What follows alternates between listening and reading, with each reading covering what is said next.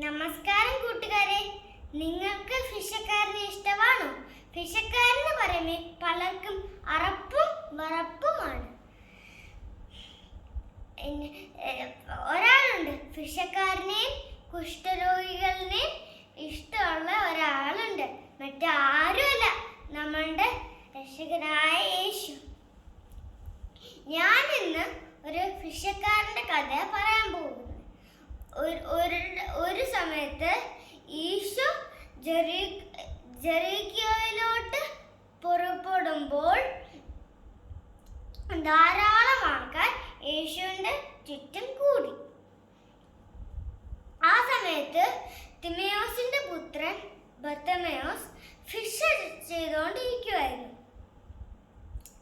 ഈശോ ആ വരയിൽ പോയി.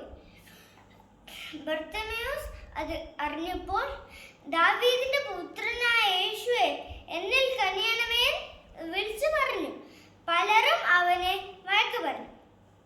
ഇച്ചിലൂടെ ഉച്ചത്തിൽ ബർത്തമയോസ്, ദാവീദിന്റെ പുത്രനായ യേശുവേ, എന്നിൽ കനിയണമേ വിളിച്ചു പറഞ്ഞു.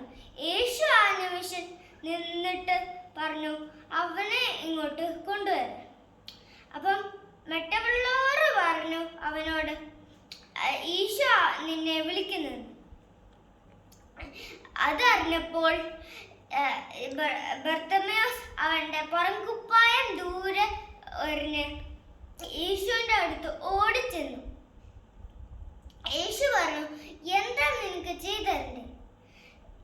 ബർത്തമയോസ് പറഞ്ഞു, എന്റെ കാഴ്ചകൾ എനിക്ക് തിരിച്ചു കിട്ടണം.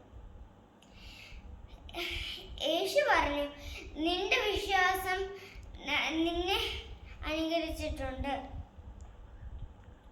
അത് പറഞ്ഞപ്പോൾ ബർത്തമയോസിന്റെ കണ്ണുകളുടെ കാഴ്ച കിട്ടി.